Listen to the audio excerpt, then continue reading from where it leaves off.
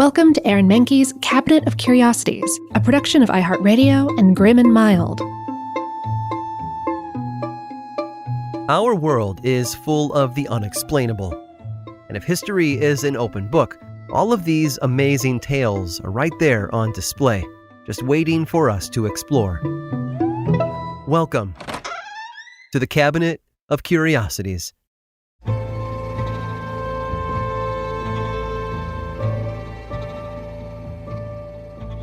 The toys from our childhood stay with us long after we stop playing with them.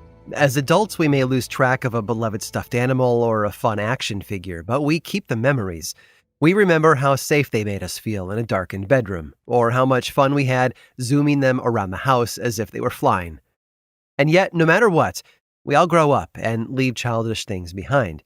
But thanks to one man's impulsive decision, we learned we don't have to let the past slip away.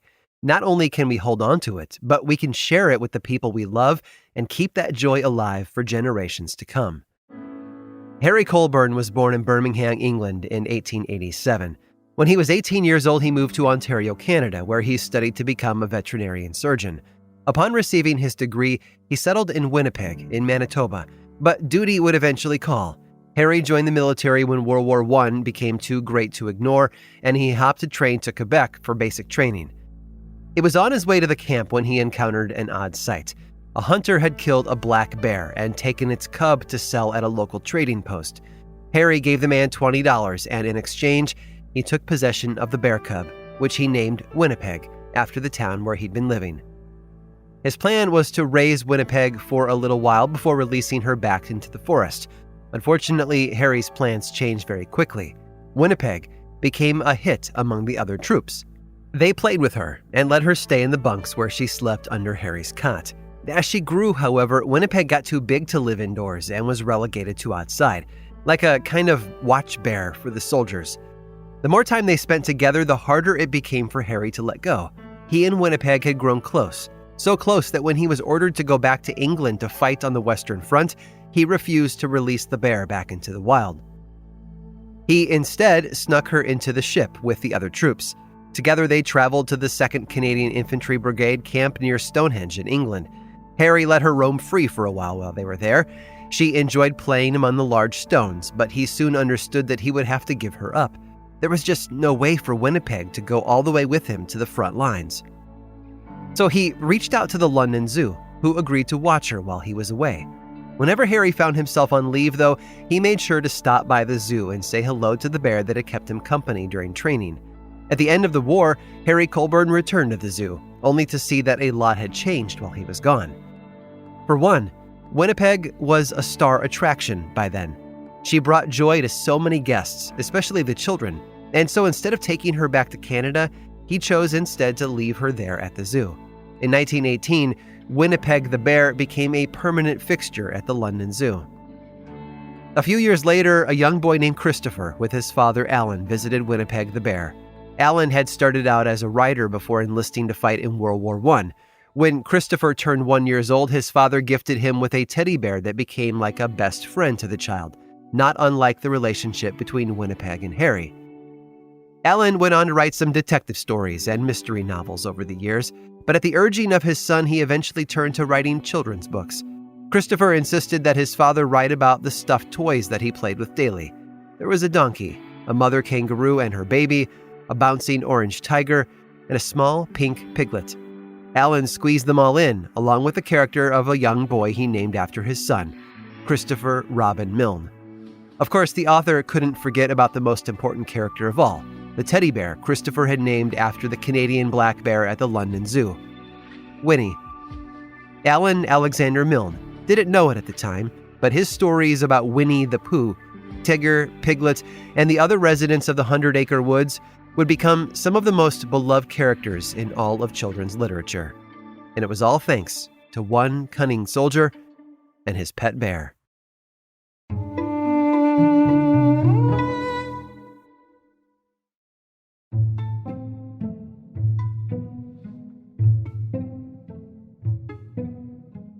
The Olympic Games are demonstrations of athletic greatness. Medals are awarded to individuals who test their mettle against some of the best athletes in the world. What we tend to forget, though, is that the Olympics are also about overcoming adversity. Track and field star Wilma Rudolph won 3 gold medals at the 1960 Olympics in Rome, but she had to fight hard to get there. When she was 5 years old, Rudolph was diagnosed with polio and was forced to wear a leg brace for several years. 70-year-old Hiroshi Hoketsu from Japan competed in individual dressage at the 2012 Olympics. He was up against much younger competitors. Hiroshi might not have won a medal, but he showed that age is just a number when it comes to being good at something you love. But Elizabeth Robinson might have them all beat. Elizabeth, or Betty as she was known, was born in Riverdale, Illinois back in 1911, and from a young age, Betty had no problem proving herself as a runner.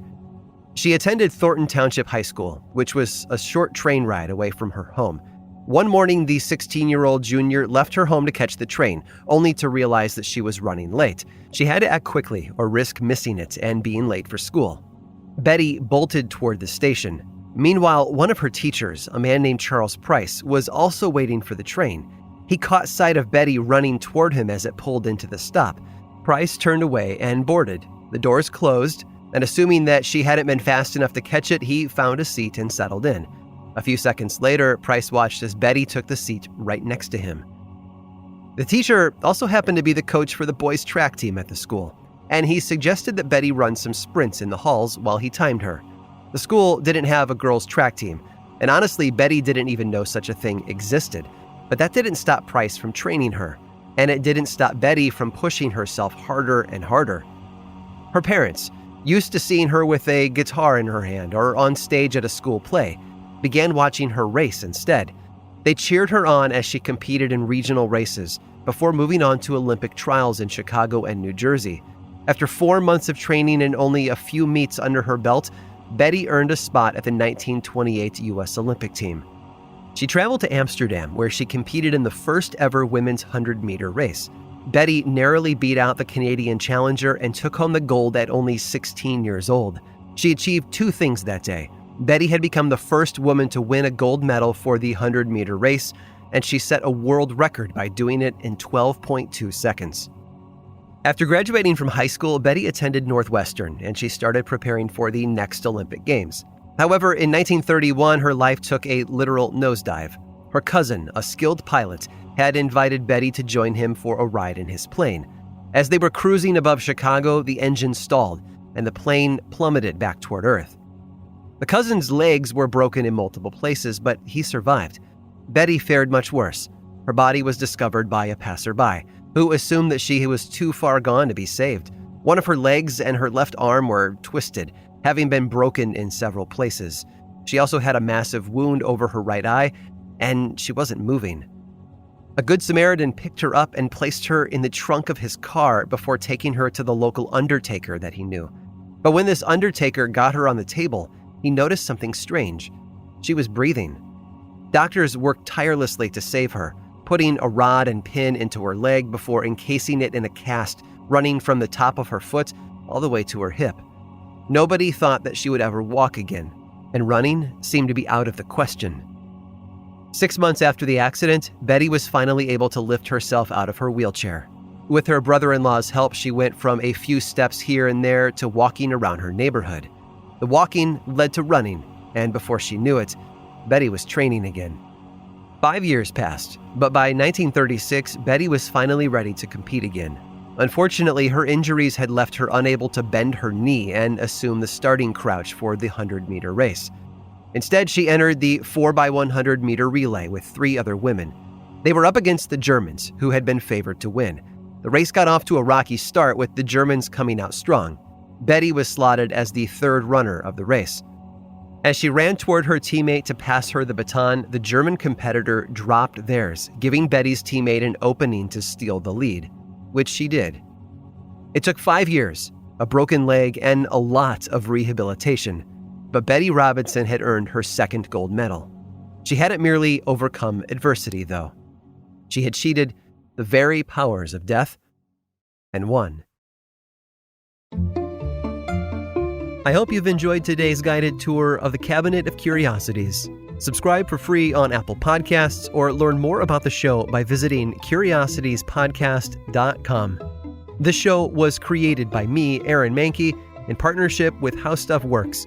I make another award-winning show called Lore, which is a podcast, book series, and television show. And you can learn all about it over at theworldoflore.com. And until next time, stay curious.